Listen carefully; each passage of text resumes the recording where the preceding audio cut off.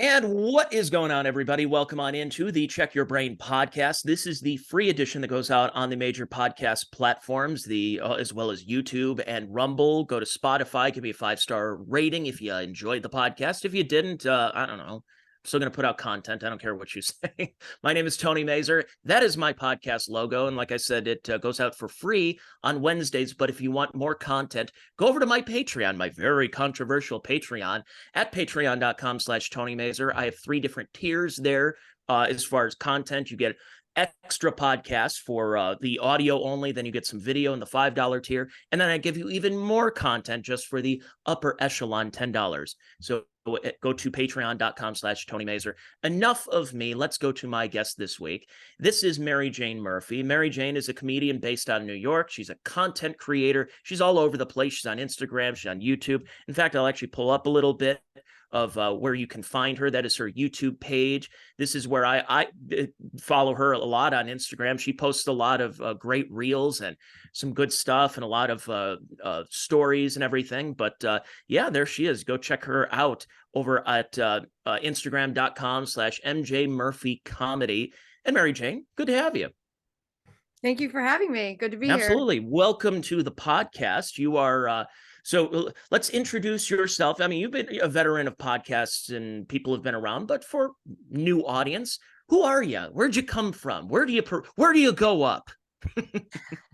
I'm Mary Jane Murphy, and I started comedy in Hawaii, but I'm a native New Yorker, and I've been back in New York for a few years now. So I perform all over the city and then all over Westchester, which is like 45 to 60 minutes north of Manhattan. I mean, Westchester country. Starts with Yonkers, basically, which is only 20 minutes north of the city. I used to live there too, anyway. And then it just kind of goes up the Hudson line. You perform at like the Poughkeepsie, like Laugh It Up there? I have performed at Laugh It Up. Yep. That's more north. So that's like another hour north of me. So Poughkeepsie's like almost 2 hours north of the city. I'm like 45 minutes, but we're all on the Hudson line. So it's easy to do shows in either direction. Yeah, as you're heading up and go towards the old Borscht Belt over in the Adirondacks. Yes, go see Henny Youngman perform at the Fiddle. But so you got started. You got started in Hawaii. Were you living out there, vacationing? Like how did this begin? I had just gotten married and we wanted to move somewhere cool, so we just went to Hawaii. And my husband was a musician, and we just went there. And I always wanted to do comedy. We were always going to the comedy clubs here in New York City, like all the time we went. And I was like, it was something I always wanted to do, but just didn't, it took me a while to build up the guts, you're like, I think I want to do it. And you perform in front of all your friends and family, like you're the one who tells jokes and that kind of person. But yeah, so that's where I started. And then once after that first time, you're just hooked on the high. And then you have to make a decision that are you going to stick with this for life? Like no matter what, because the only way you can fail, in my opinion, is by quitting. So I've been doing comedy over 10 years. And I'm really working at it now. There's a lot, like I've gotten rid of a lot of addictions that I haven't drank in several years. And just, when you say, oh, 10 years, some people get a lot further. I haven't drank in about 10 hours. But so you're California for weed, sober. I'm like trying to open up this thing. You're California sober, as they call it. California sober, yeah. But I think alcohol can really ruin a person's comedy career, because you could think that things that are funny aren't funny when you're wasted, and and it's just true. And then also not get up the next morning to do stuff that you need to do for said comedy career. So and that goes in, I think in any career, drinking can really just take you down. And when you quit, it's like, wow, I didn't know I could do all this in this short amount of time. I think it depends, because with the person, if you have an addictive personality, I'm somebody that when I go on stage, there are times where I don't drink before I go on. I am not going to have that first drink until second show, Friday night. I'm going to go, all right, I'll have a beer, or I'll do a shot with an audience member or somebody, but it can't be before the show. However, a few years ago, Yeah, I would need about 2 drinks so I have that confidence to go up on stage and kind of knock down that veneer, that invisible wall that's in front of me between that and the audience. And I can go, all right, then I'll just tell a bunch of dick jokes and do crowd work. And I realized as I got older, it's not because the alcohol was making me funnier. It was just, again, taking down a little bit from that I don't necessarily need the alcohol. So when I'll go up and do dry January, I'll Mhm. still be as funny as I was when I've been drinking. So it's a crutch, of course, but I guess it's how you use it. I mean, we've all known a lot of comedians who will just get blasted before they go on stage. Yeah. Dave Landau told me a classic story. Actually, a couple of people told me the same story, but Dave himself told me this. He's like, do you remember a comedy club called Bogies that was on the east side of Cleveland? I'm like, yeah, I remember Bogies. It was about 2008, 2009. He's like, I was really drinking in those days and I got so blacked out drunk and did a whole show. And I was frightened the next morning when I came to, and everyone's like, I'm thinking everyone's going to go, oh my God, I'm never going to get asked back here. And Kirk Bogus, who owned the comedy club, said, you did 45 minutes of crowd work and it was some of the most brilliant material of all time. And he's like, I have no recollection of anything that I said or Yeah. did last night. So again, differences for people, but I'll have a drink or two. Maybe I'll bring one up on stage, but Mhm. it's a crutch, obviously. Yeah. Yeah. I mean, I started not drinking with comedy anyway, so it was at least that I had that foundation, and then going back to drinking and realizing really it's just the one it's and I don't actually believe in addictive personality anymore. I read this book, The Easy Way by Alan Carr, and that was it. I just quit like that. Like it was after I did AA. Before I thought I had this addictive personality. I internalized it. It was like that shambolic charisma that Mm-hmm. it's my character, it's who I am, it's my part of my identity. And it's It's like, your aura. but he shows you how it's really all just marketing, that you've just been brainwashed to drink, to take ethanol, to take poison. And as soon as you take one sip, any human, they're thirsty for more just by the mechanisms of how it dehydrates you and makes you thirsty, you know? And just by like seeing that, and it's the only thing that where people want you to explain, like, why aren't you drinking, or why, like, What's wrong with you? right. Why are you taking this poison? What was your poison back in the day? I always loved beer. I mean, I always really Oh, loved so you're a beer. beer girl. I Okay. was always a beer girl since I was like 1 years old. I was like, and so the thing is, I still am. I drink non-alcoholic beers. Like every beer has a non-alcohol. I have it in a glass, and as soon as it's in a glass, everyone thinks I'm drinking anyway. Like, so there'll be people that are probably like, she drinks, and it's like, no, but it's actually non-alcoholic beer. But I don't even tell anybody because it's the Pavlov's response to, you really want to be social, you really want to listen to music, you really want, that's what you want. You want to be with your friends, you want to lower your inhibitions, you want to feel relaxed, and all of that doesn't actually have to come from the alcohol. But even a non-alcoholic beer, it makes me think that I'm going through that same process. I've even gotten like buzzed. It's amazing. I'm like, how am I buzzed right now? There's zero alcohol in this. Well, aren't some of them like an O'Doul's have like a Well, Jules has a tiny tiny amount amount, on? but I'm talking like Heineken Zero. Like it's Yeah. definitely Pavlov's response, and not even being high, like completely. It's the going through the whole ritual of, like I said, you want to sit at the bar, or you want to watch the game or hang out with your friends, whatever it is. Like you can still do all of those things without and that's just what this book did for me. It was amazing. I remember I was hanging out with Bill Schultz one time years ago, and he was trying to sober up a little bit. So he was drinking the non-alcoholic beers. I think it was O'Doul's, and Yeah, I like Jules. he drank like 12 of them. And I'm just to the point where we go, okay, I don't love beer that much. The reason I drink beer is I do like some of the taste and some of the IPAs and everything, but Mhm. I kind of am drinking the beer to get the buzz, not necessarily just to wet my whistle. So if you really must like the taste of beer if you're going to pound that many, even if you're sober. But yeah, no, so you must have really kind of been sober since the beer craze, the IPAs and the brewery culture that's been popping up, especially in your neck of the woods. Well, what's so cool is that now there's all these non-alcoholic IPAs and stuff. And there used to just be like O'Doul's, and then there was O'Doul's and Heineken Zero. And now like there's a Stella, there's a Coors, there's a Bud, there's a Guinness, there's all these different IPAs, and they're so good. And apparently I've had the wine, the non-alcoholic wine is really good now.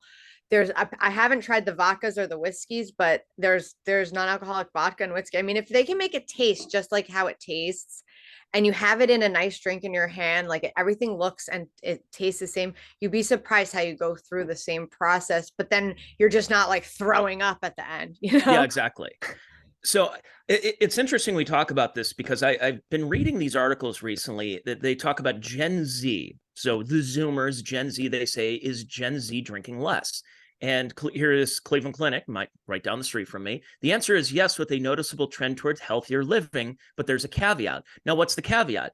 Is it because Gen Z decided we have learned the error of our ways that alcohol and alcohol abuse is bad for us and everything? It's no, now they're just getting on drugs the whole time. So it's like, oh no, see, we're not Mushrooms. drinking. We're just friggin' stoned out of our minds all Lots of day. mushrooms. We're on mushrooms, we're on DMT, we're on edibles all day. I I mean, you love saw that DMT. video of Nick Swartzen in out in Colorado, and he was just completely hopped up on edibles.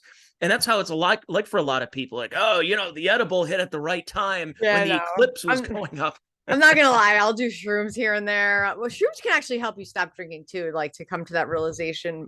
Yeah, I think shrooms are good to do at least twice a year.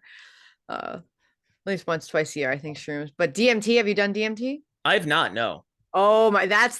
If I could get my hands on some DMT, I did it in Hawaii. There was a period where it just became available. It's like ayahuasca, but it's condensed experience. It's really fast. Like you just take a hit of this thing and you just like lay back in your bed and like it's maybe 15 minutes long, but you are launched Okay. to a whole nother dimension realm. It's called the spirit. It's like you can't even describe it. Like millions of years transpire during this 15 minutes that you lay back and the things you see. It's mind blowing. I would love to get my hands on that. And then you just go back to you're not all like there's no withdrawal, there's no coming down. It's just like an experience and then you're done. Okay, yeah, that wouldn't be too bad, especially I think a lot of people who are not drug users or they're around this, they're afraid of getting the quote unquote bad trip. That they're afraid that if they take mushrooms, they're going to freak out about something and try to Right. cut their ears off. I just have And I've had so many bad trips on mushrooms. Like it's like more than half of them are bad. And it's like, but still in the end, it was like good for like I postpartum depression, like it's good for you the next day. Like there's this cleanse. But DMT was like, it's like I said, it's a 15-minute. Whoo. I would take that any day over mushrooms. just a quick religious experience, and then you're back to good old Mary Jane Murphy. Yeah. Okay, that's With kind of some interesting. with some Yeah, it's insights. I mean, you might have some stuff to talk about. well, that's true. Yeah, just wouldn't do a podcast talking about it. I'd be afraid if I go up there and then I'd be like, did I record that? I hope I didn't put that out there. I hope people aren't watching this right now. It's like you're not functional. You're just like I said, like you lay back, you close your eyes, and you're somewhere else for that. That's what Bill Hicks had a joke about mushrooms where he said you go out into nature, you squeegee your third eye. But if you're somebody who just goes like, I went to Astro World and I had a really bad time, it's like, well, you're a moron. That's why. Go out into nature. So I don't know. Yeah. Talk to the Drugstore. trees, like see, talk to the bugs, like see everything that everything's alive, you see the molecules floating in the air. It's so interesting how drugs have really I would say the taboos in the last decade or so that used to be more kind of you didn't tell people you did them. That when we were in college, that if you smoked weed in your dorm, you would wet the towel and you kind of stick it under the door and you would eat Yep. Reese's peanut butter cups Totally. because you don't want the RAs to know that there's been a couple Totally. wacky tobacco going on. Now everyone's on edibles, it seems. Everyone's on smoking weed. You have a casino. You don't have to go to Vegas or Atlantic City anymore to gamble. You can gamble right on your phone, put thousands of dollars on a basketball game that you don't even care about the two teams. And then pornography. There used to be a time where you would, where guys would put a trench coat on. You go to the naughty, dirty bookstore, and you're like, I don't want anyone knowing. Now everyone's like, yeah, I look at porn all the time. Yeah, I'm at work and I'm looking at this. These taboos have just really changed in the last decade. But do you think that a lot of that is a kind of a control, like all that stuff you're saying? It sounds like people are being very controlled because addiction really is where you're controlled.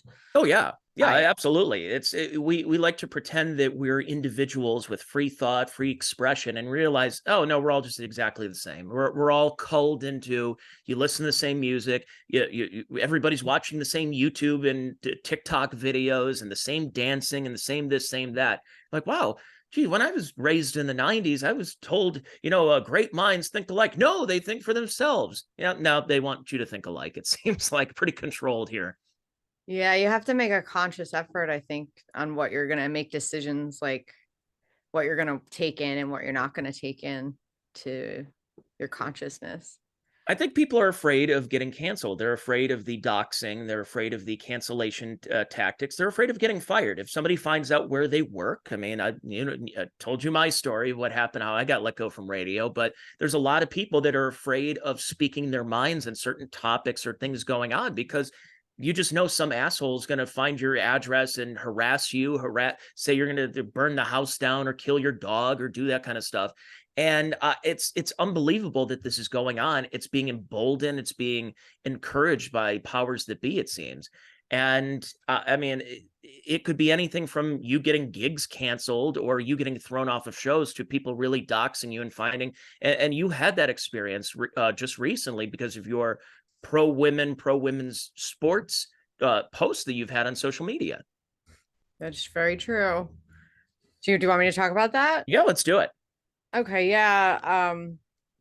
You are right. Like you do have to be, I mean, you do have to be afraid. And I think I was afraid for a really, really long time. I used to keep my Instagram account private. You know, not only are you afraid of getting canceled, you're also afraid of being attacked for what you look like physically because or and what you sound like in general, you know, because online there's going to be trolls, so and you can be sensitive to that. So like the best way to stay away from that is to just keep your account private, to not say anything, to just keep yourself, you know, as safe as possible.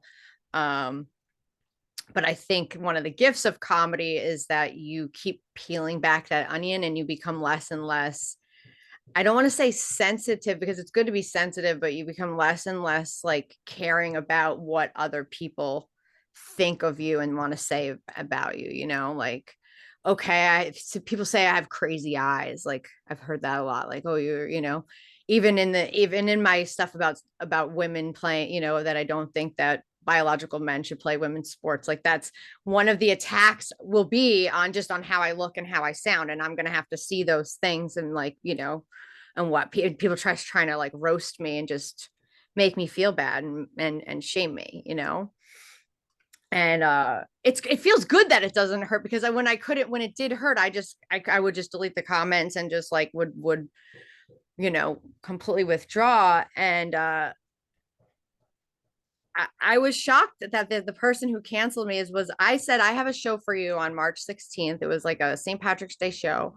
If you have a show for me, it was literally like a trade situation. And I have been on a bunch of shows with this person. Kyle Gellis is his name, in the past, like over the years. Not like that we like collaborated to be on those shows, but someone would have booked me and someone had booked him, you know? And I thought, And by the way, you're putting out his name. You're not doxing him. You're putting it out because he put it out there as well. That he specifically targeted you and saying that you are not allowed on a certain show. yeah. And so like I thought we were becoming friends based on other stuff we had talked about with comedy. And like I had asked him certain questions about barking and grizzly pear and just, you know, we knew a lot of the same people. We've been both around for, you know, close to the same amount of time. And so he does my show on March 16th. And I had a whole St. Patrick's Day meal cooked. I had free joints that I was like, I made it like a party for everyone. Like, so it was like where I was over giving. Like, I wasn't really making money on this show. It was just, I wanted to have a good time. And so he has a good set. And then like a week later, and then I'm already booked on his show, which was actually for this past week. The show is, I think, supposed to be like Wednesday or something. He says he posted something, and I actually had asked him. He posted a screenshot of his phone, and on it had Grinder, and I was like, oh, are you gay? Because I was kind of attracted to him, to be honest.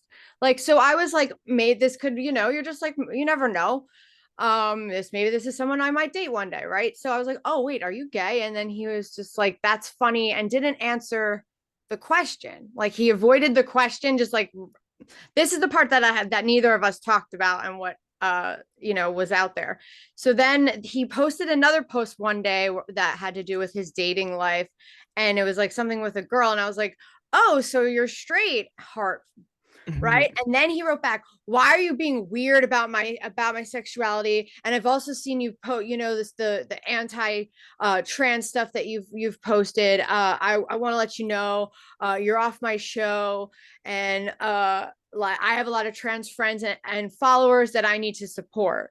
And I just wrote back, I'm not actually anti-trans at all. You're pro-woman. I'm just anti-biological men playing women's sports and being placed in women's prisons. And I don't have any trans jokes. Right. So those are so that was me just clarifying it and giving him a chance to be like, oh, maybe I didn't really actually read what you wrote, and I'm just like running with some narrative that I've created in my head. I don't know. It was very weird. And so in his response was, I'm not having a debate with you about it. I'm just informing you of my decision and I'm just like, okay, so you're not even going to have a conversation with me about it, but you've made a decision based on you deciding like what my views are and deciding that I'm transphobic and that equals that, and I'm hateful and I'm a bigot. And these are all these things I've heard just by saying that you don't think that biological men should play women's sports. And I mean, they're taking away spots from biological women. They're better. Men are better at sports. I mean, I've been an athlete my whole life. Like I could beat the boys in basketball until 8th grade. They used to call me Jack just to make me feel bad because I was so good. And then in 8th grade, all of a sudden I started flying across the court. I started getting stuffed, like, with fucking bush of man hair. Like a lot of them started becoming men in 8th grade. And I remember that like that first, like, okay, whoa. And I am in so many places where I compete with men, like in poker and bowling, and you've always been allowed to play men's sports. Like women, like I remember I'd ask my dad, do you think I'd be able to play basketball like on a men's team, or has a woman ever done that? And he'd be like, well, they could if they were good enough, like, and I think I was like a kicker, right? Wasn't there a female kicker that was going to kick in football? Yep. Oh yeah, there was And that. didn't she just get shattered to pieces? Oh yeah, and then remember it didn't work out. And remember, there was the girl who was in the Little League World Series a few years ago, and they made a TV show that this girl was going to end up playing for the San Diego Padres, and she was this flamethrower. Problem is, where is that girl? I mean, yeah, she was a very good 13-year-old. Well, right. Now she's probably 21 at this point, and all those little kids that played in the 13 Little League World Series, they're now some of them are probably drafted in Major League Baseball. She wouldn't have had a chance. And again, their premise, as you were saying, is not because women are so talented and that they have an opportunity to compete with the men, and you have these stuffy executives with big cigars going, yeah, sorry, we don't let broads in here. No, it's biology. But we want the people who keep talking about trust the science are not trusting the science here. That's simple biology. At all, and like don't. And then they quote research from 2019 and 2020. It's like, you don't need research about testosterone saying, well, yeah, you should, because we have real life results now. There's this website, shewon.org, and where you can put in, if you're on a team in high school or college, anytime that you were beaten by a transgender woman, and there's like 900 something medals, prizes, scholarships, and awards already that have been lost to biological men. That's almost 1,000 just already.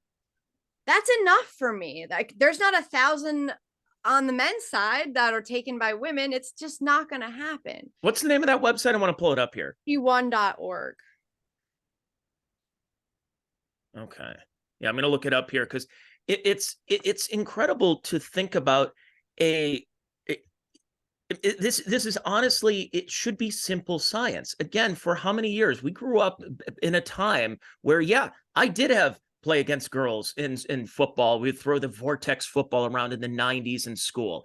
And then I remember having a tomboy in our class, and she was our quarterback, and we'd all run around and she'd throw the Yeah. whistle vortex down the field, and she was a very good athlete. What is she doing now? She grew her hair out. She well, like the rest of us, went through puberty and realized, Yeah. I'm not as good of an athlete as I was compared to everyone else who really shot up now. And Of then the she's opposite having a very gender. successful career. I think she's actually living in New York and has some marijuana company, by the way. I should find that out. But um, I and so mean, with speed it alone, the speed difference in running, I was the fastest. I could beat anybody in a race pre-puberty. mhm. I mean, men that are like slow men can crush me in a race. I mean, just even by size alone, but there's high school men that have beaten the records of the fastest women in the world. Like, how does that alone not say to someone, oh wow, there's a huge difference? And as soon as you start having biological men competing in track and field, they're gonna win every time. Yeah. I mean, it's simple. Again, so I play competitive softball. I'll play like rec league softball, and I'll play tournament softball. And tournaments usually with all guys. Mhm. And we can hit the ball pretty hard, and we can catch a ball that's coming in pretty hard. I Yeah. hit a ball into another field in a tournament last weekend, probably about 340, 350 feet. Right. I've seen some great women's softball players, co-ed or just watching women. Yeah. They can't come close to hitting the ball over the fence. And it's not because they're not good. There's some of them might even be better than some of the guys, but some of the Oh, for guys sure. will accidentally hit a 300-foot home run, and they're drunk on however many 14 duels. Right, exactly. Yeah. I They're mean, on mushrooms or softball's a lot DMT. easier to play to play co-ed. I mean, and there's stuff you could do. Like, it's fun to play co-ed. It's not, I mean, I'm not like against that at all. Like I said, I love playing. I'm in a lot of places where there's men all the time. I It's was in a fun. men's bowling league. Like, that's a place where you're gonna have a handicap no matter what. It's But the whole thing fun. with this argument, because it's so disingenuous on a couple of ways, is one of them is they love using the anecdotes when they say, well, women, there's no biological difference between men and women, and especially when it comes to fighting. You go, really? Okay, that's interesting. They say, yeah, well, Ronda Rousey would kick your ass. Okay, so you found the one woman who could probably beat my ass. We're about the same age, I believe. And even still, there's no guaranteeing with that either. She wouldn't fight you. I can just tell you right now. I know her stance on that was that she wouldn't fight. She wouldn't fight Fallon Fox. She was like, I'm no way. I mean, and what Ronda Rousey was good at was her lock. I mean, Yeah. that was, and as soon as that was that was figured out, she was pretty much done with fighting, you know. And like you said, this is not something where you hate transgendered individuals, that you are purposely excluding them because you have either a moral or religious point of view. It's no, you are pro woman. And a lot of us do feel bad when you see a biological man who decides he's a woman today facing a woman in UFC and mixed martial arts, in boxing, which is just And what's the goal of disturbing. all of those things? It's to win. So there's an opportunity. So you're going to have, wherever you have a loophole, a place, an opportunity to exploit and to get, especially where there's money or power, people are going to exploit it. So, and also people will say to me, oh, you think people are transitioning just so they can dominate women's sports? And I'm like, I'm not saying all of them are, but I'm saying people can even be pressured into it if there's enough money on the line. I Yeah. mean, in China, I would see that. I would imagine they would just, all of their runners would be transgender Yeah, women. it's Why it's wouldn't they sad. do that? It really is sad because I look at it as somebody that, because what everyone will say is, because just recently we had the women's Final Four up just up the street from me here in Cleveland, and you had Caitlin Clark, and you had Love that her. the really big girl from South Carolina when they won that championship. She was just completely dominating, and She's a it's real, not to denigrate Caitlin Clark, but if she was facing NBA players, she would get the ball blocked in her face every single time. every single It's time. just It's genetics, it's biology, it's honestly, it's common sense right here. Caitlin Clark is a very good, outstanding women's basketball player. Angel Reese is an outstanding women's basketball player. Are they outstanding basketball players? Again, for being women, but biology states that if it's between Caitlin Clark and LeBron James, who would win on a one-on-one? And you can't tell me anecdotes by saying, well, maybe she'll step back and hit a couple of threes while playing horse or something. You go, no, LeBron James would beat her every single time. It's a fact. And I love the fact that we can watch that, and they got more ratings this time. People were focused so much on that Final Four. That was Yeah. great to see. And I hope it encouraged a lot of young girls to enter that sport that they didn't want to before. It's just, we also have to understand that it's not the NBA. There were a lot of missed layups. There were a lot of missed opportunities in there. It just happens. I don't want to say an inferior product, because I'm trying not to sound insulting, but Right. if you want the best of the best, you have the NBA, and the NBA is there for a reason. You had Michael Jordan, you had Magic Johnson, you had LeBron, and everything like that. But there's still a love of the sport. There's a love of the game. Right. And I hope more people and more women could appreciate that. And I hope that this kind of turned things around. But if you're also at the same time saying that, like Dawn Staley came out and said, no, I have no problem with transgendered women in the sport. I kind of do, because it's not a fair playing field. It's not a level playing field. Do you want equality of outcome or equality of opportunity here? And it's just, that should go out the window. And again, it seems like it's common sense. It's so common sense, and the people are going to find themselves like that they were on the wrong side of this, because all of the rulings so far are going towards banning trans women, like the NAIC, right? The smaller, and there's the NCAA, and then there's the smaller. Mm-hmm. Uh, you can pull that up or look that up, but they just very recently, last month, made a very sensible ruling, which basically is that transgender women can no longer play on any of the women's teams competitively, but they can play on men's teams.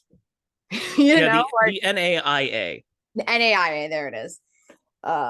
And same with the Olympics. The Olympics just most recently, like last year, you had Lauren Hubbard, right? There was that transgender female who was like an older, she was like 55 or something, but could do the shot put because she's an older male, right? So she's still going to be stronger than the younger females. I mean, again, well, like Leah Now she's Thomas not and going Riley to be, Gaines. she's all upset, up in arms. And then there was the golfer Haley David said she wanted to compete, right? And so the ruling went against her because it isn't fair. It's just, and it's so obviously not fair. And to demand access also, and to still have a penis is even, that's the thing that people don't even realize. It's like Leah Thomas had a huge penis in that locker room. Riley Gaines said he whatever was so well endowed that it was hard to like not to look. Yeah, it Which, made me which jealous. I imagine probably was also getting hard if it was that big. Like was really getting off on the Well, pleasure. and more came out about Leah, formerly Will Thomas, that his partner was also, I think, trans as well, and that they were into a lot of fetish stuff. So there was a way more of a sexual bent to it, no pun intended, that was going on inside the locker room. That it wasn't just about, hey, us girls, us gals are taking a shower after the game, after the swim meet. It was, there's a little bit more to it. And they weren't, Riley Gaines and a lot of them weren't able to say anything. And even members of that Penn swim team had to kind of go, I've got to keep this anonymous, because then you're going to have these radicals doxing you. I mean, They did I say just, something. No, they did. They went and they complained and they said, hey, we weren't consented. We didn't consent to this. We're not comfortable.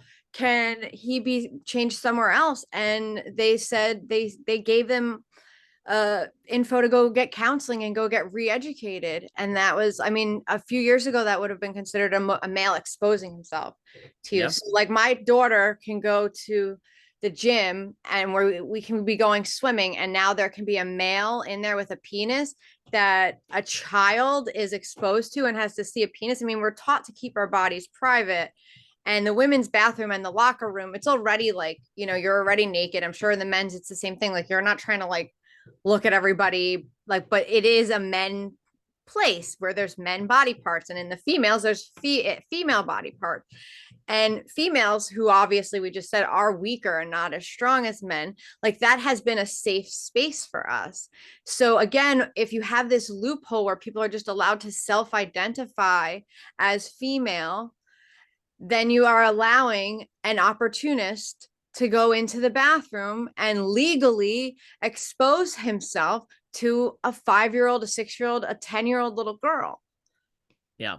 You can't say anything about it because we live in a country now that sides with mob justice. That anytime you come out there, I mean, these trans activists, whether they're Antifa or transgender, or a lot of them are all in one and the same, they are relentless with this, and this is a cause that they will die for. I can't think of causes in my life that there's anything that I'm actually I would put my life out there for. Yeah, there's things that either piss me off, offend me, or go, that's not right. But I'm not going to die on certain hills like that. They will literally die on this hill, and they will attack people and call you transphobes and TERFs and everything like that. I mean, they're going after Anna Kasparian from the Young Turks. I played a video that she wasn't even in.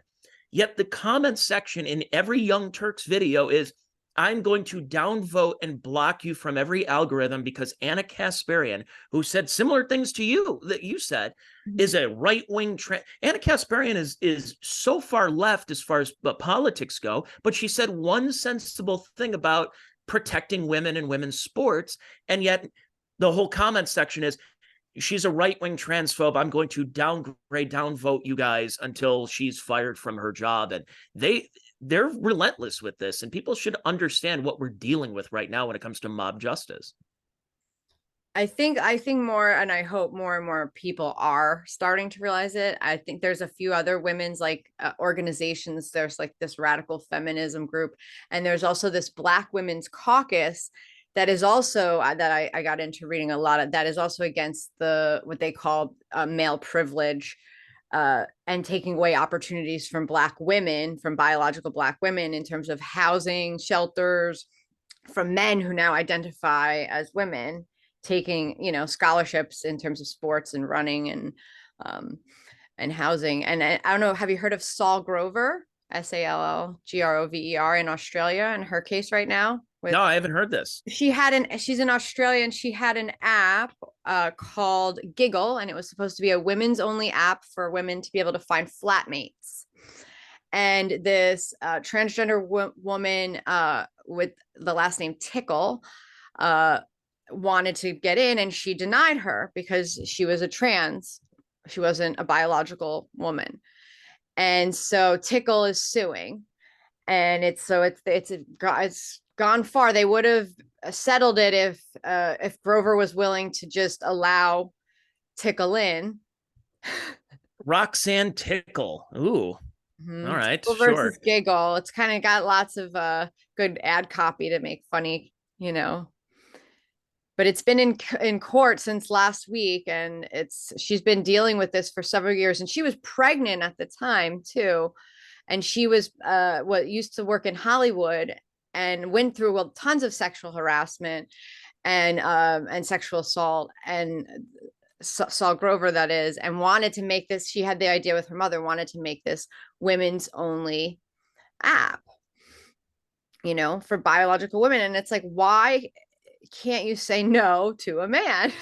No. She said, the Tickle can't join for the same reason my father can't join, I mean, it's interesting. And I remember this so I've been with my wife now for 7+ years. And there was a time where I was on the dating apps about 10 years ago. And I started noticing right around 2015, this influx of the, I see an Adam's apple there. And yet you're on the, men looking for women part of Tinder or Bumble.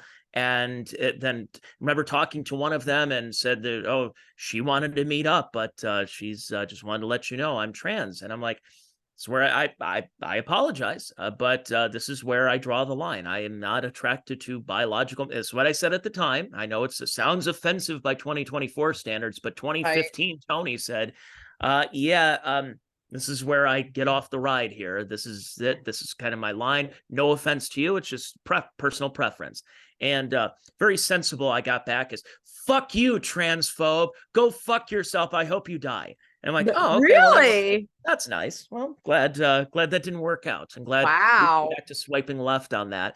And That sounds like hate. Like it's their the that in my opinion, it's their hate that because they love to label and call people names. And I'll just be saying a statistic like about how many women lost places and scholarships and prize money to a biological man. That's just me saying something that happened.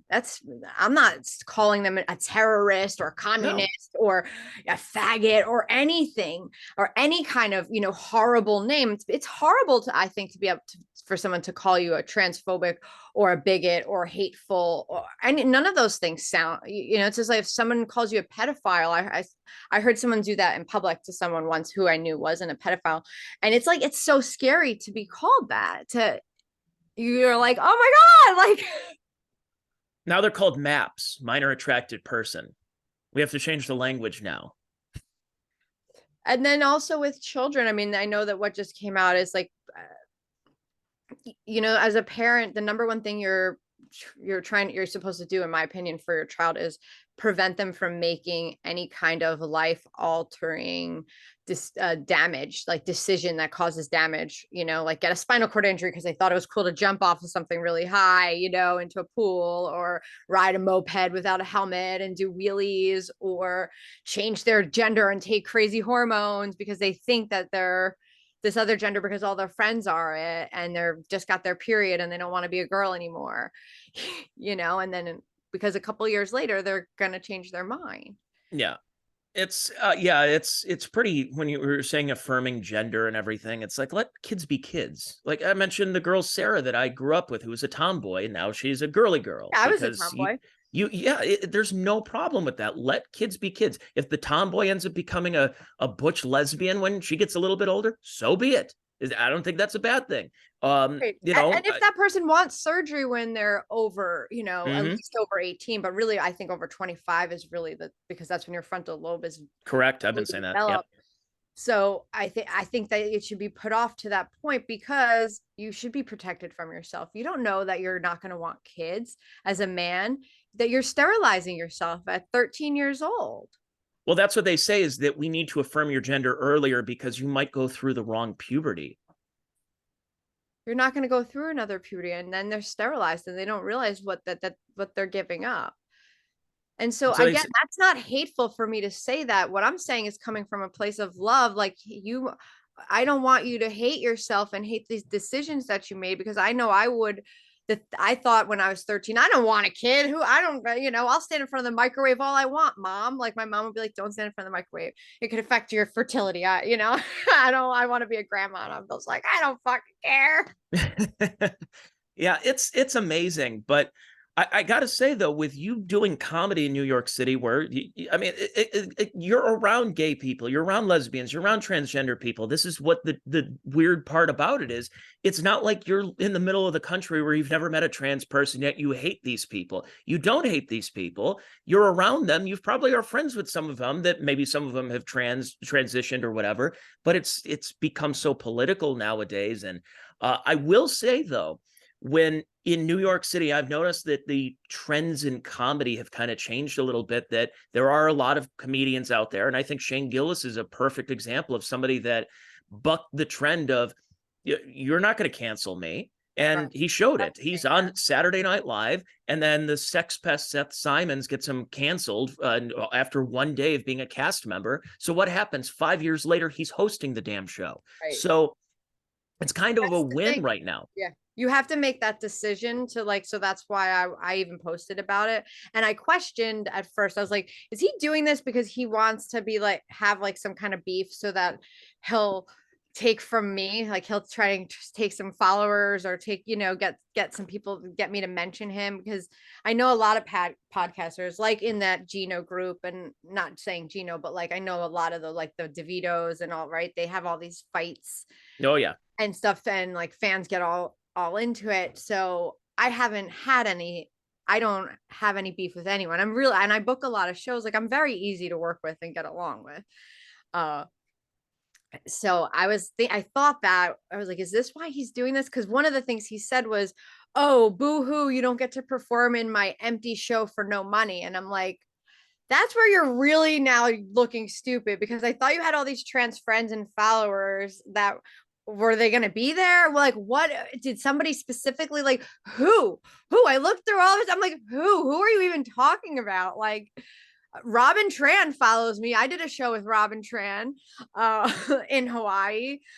There's also a lot of transgender women that agree with me that will openly say, yeah, it's not fair. Like, it's not that they're not all like complete, like they're like, yes, I have dysphoria, this, I also have a dick, like I'm a trans woman, I understand that I'm not an actual woman, and they get it. And then there's others that are much more, selfish. So the fact that he said that, do you want to perform it, you boo hoo, you're not going to get to perform in my empty bar show for no money, to me was like, oh, I think you're trying to virtue signal, but I don't know to who.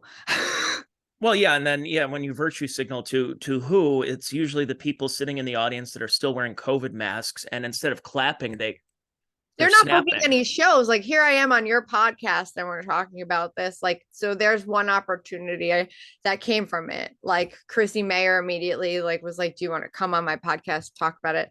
And I was like, okay, but she just had her, she's had her baby. So that's two. Then I did a show last night in Hackensack. That's three right there that came from his no, and it was a paid show, like, so from his no money show that he canceled me on, that's three opportunities alone. And I think there was a couple more people that booked me down the line. We live in a society where there is redemption nowadays, and you probably remember the story. It was maybe a month or two ago of four comedians all have the same booker in Tommy Nicky, were Dave Smith, Kurt Metzger, Jim Florentine, and Louis J. Gomez. And they were all scheduled to perform at a venue in Seattle. Well, somebody got really mad and said, you have a bunch of transphobes and offensive people on your show, and we're going to boycott. This is an inclusive community, and we don't want these bigots and transphobes on our show. Well, what happened after that? Did they lose out on work? No, there were other comedy clubs who said, well, if they don't want you, we'll take you. So one door closes, now two have opened. So we live in a society where you can redeem yourself, whether you did something truly egregious or you did something innocuous, and you can come back from it. That they cannot. Yeah, sure, they could probably take you off of Twitter. They can strike your YouTube channel. They could block you on your Instagram. But we now have Rumble. We have Getter. We have all these other options of trying to gain and continue having an audience. You may not have the audience that you used to, but like Louis C.K., for example, they tried to ruin the man after he consented to masturbate in front of two women in 2005 at the Aspen Comedy Festival. It took them 12 years to complain about it because it was politically and socially viable at that time.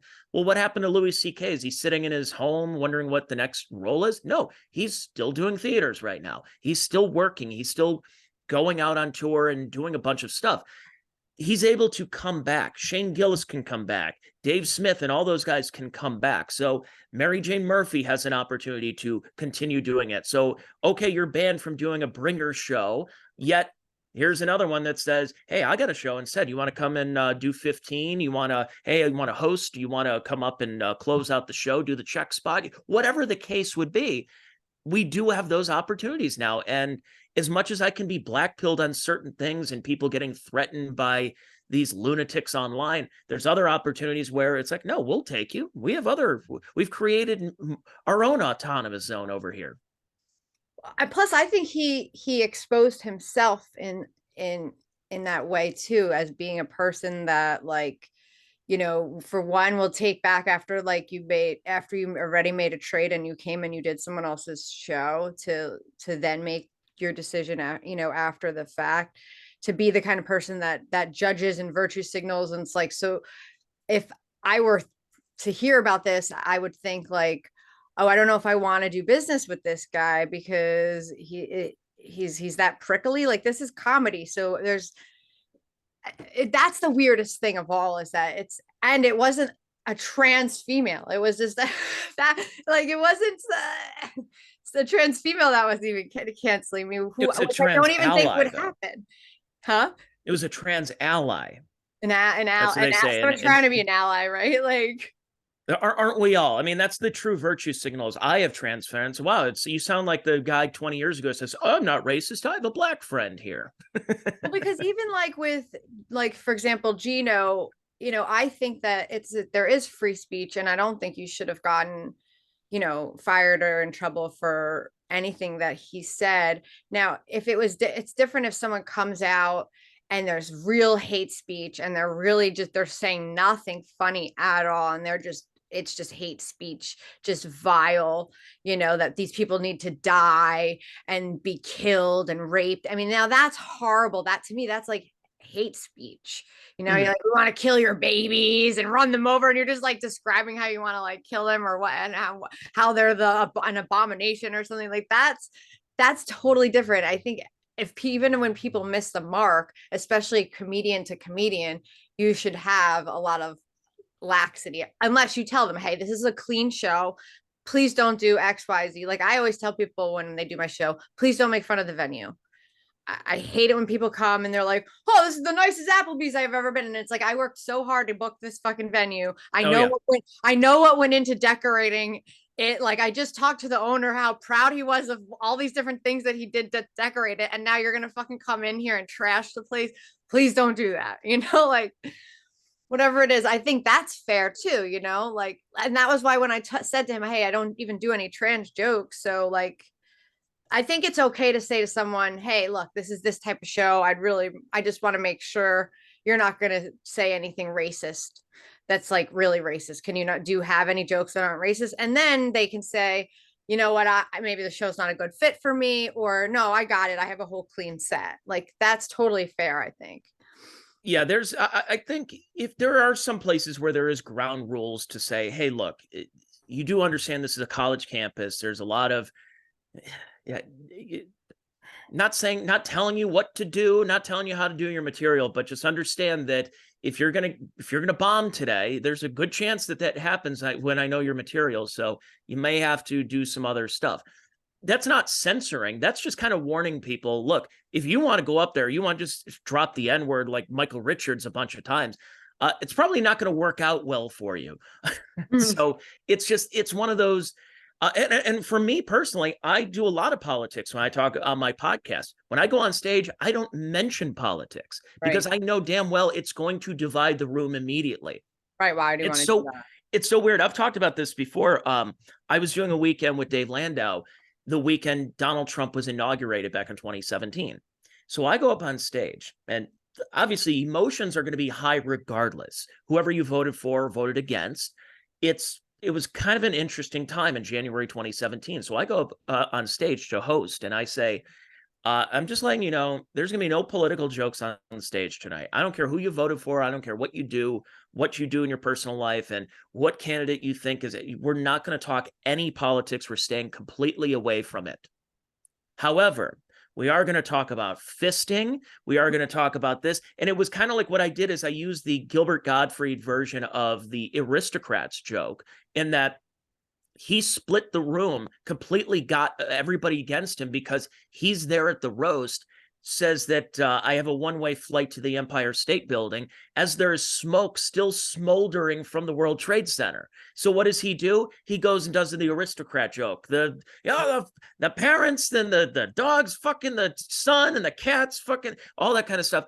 And it got people on his side again. So what I was trying to do there is understand that if I go up and be a political comic, I'm immediately reaching out to half of my audience. So what I would rather do, I would rather do sexual taboos on a comedy stage and either make the audience love me or despise me. But I don't want half of them liking me and half of them really hating me. So I would rather just take that away. And I'd rather just, if I'm going to bomb, I'm doing the Patrice O'Neill method, is I'm going to bring all you motherfuckers down with me. But if we're going to then we're going to have a good time tonight. So it's a touchy subject. And that's why a lot of people who may be more, inclined to say stuff like you when it comes to women's sports, or me when it comes to politics, is that it's just best to go on stage and do other material and try to, I don't know, make people laugh.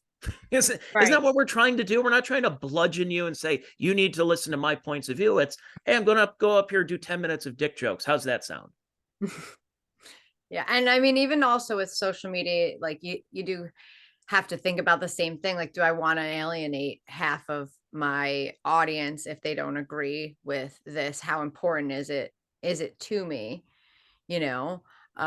So like someone said something to me recently about, political stuff. And I was just like, you know what? They're right. Like, this is why I don't ever say, usually I've stayed away from saying other political stuff. And it's like, I'm just going to stick to my one thing that I really do think is important about women's safe spaces and women's sports, because it is important to me. And I feel like I had a totally different like perspective and view just a few years ago. I really didn't know. I thought maybe every girl's team should get a guy. Like it would be nice to you can win more. Like again, winning is the point. So like let's get a couple guys in here. There you go. Um You want a and man. I thought, what's the big deal if they're in the locker room? Like I didn't really fully. I just read what I saw online and was, I didn't want to hurt anybody, and my opinions have just changed as things have happened and as I've read more and just thought about it more, which is that obviously it does not come from a place of hate, but I think that there's a lot of other women out there that are afraid to say what I'm saying, but they're thinking it now.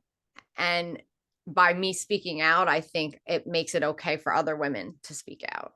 I will say it's delicious to watch J.K. Rowling. The people who probably love Harry Potter more than anyone are the ones who are sitting there mouths agape going, she's a turf though. It's like, I love Harry Potter. See, I played Quidditch and I'm Team Gryffindor and I'm this, and this. Yet the person, it's like finding out there's no Santa Claus. You go, wait, what? The woman who created this universe for me hates trans people? Well, no, she doesn't. That's your interpretation of what's been going on. But it's so funny watching the same people whose entire religious background has basically been Harry Potter for the last 2 decades, finding out that their author is like, uh-oh, that doesn't jive with me. So now they're in real time having to try to separate the art from the artist. It's kind of like watching the Cosby Show. You can still watch the Cosby Show and acknowledge that that's Dr. Huxtable, but Dr. Huxtable in real life is a monster. But you're allowed to look. She's not a monster at all, actually. She What, says Bill pretty much Cosby? everything that she's totally not a monster. J.K. Bill Rowling. Cosby? No, Bill Cosby's a monster, but I'm saying Yeah, that's what I was saying. Yeah. right, but you're saying she's like that they're, they're What I'm thinking saying that. is that you separate the art from the artist. So if you're Right. somebody who disagrees with J.K. Rowling, but you can still appreciate Harry Potter, I think a sensible person would feel that way. You can, just go through the whole list of anybody. Jimmy Savile is another one that was beloved over in Great Britain for a long time. You go, oh wait, he was a horrible pedophile for many years, and it wasn't until after he died that he was really found out about it. But what I was just saying is that you can watch the Cosby Show and acknowledge that, hey, this was a good show and I watched it growing up, and that's kind of sucks that Bill Cosby is a serial rapist. Right, or Michael And Jackson, or or O.J. Simpson. I love the Naked Gun. I'll watch But the Naked Gun all the time. J.K. Rowling actually really it's this example of what we were talking, what we Mm, started like to come full circle. She was given a narrative that was never what she was saying. She was saying correct. similar stuff to what I'm saying. And she was saying, I don't want to be forced to, first of all, she was saying like there's no such thing as a cis woman. It's just woman. Like I don't want to be, like and that I don't want to lie. I don't want to be forced to lie and say that you're a woman when I know that you're not.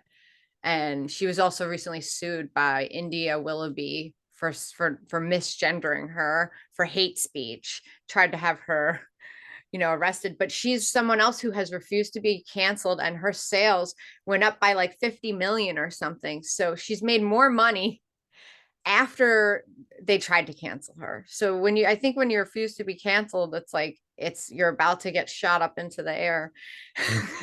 There are a lot of people who feel that way, and I think that's when mentioning about Shane Gillis and others who have been quote unquote canceled, and it just makes people look at what's been pushed out and normalized on what it was. You're like, oh God, really? SNL?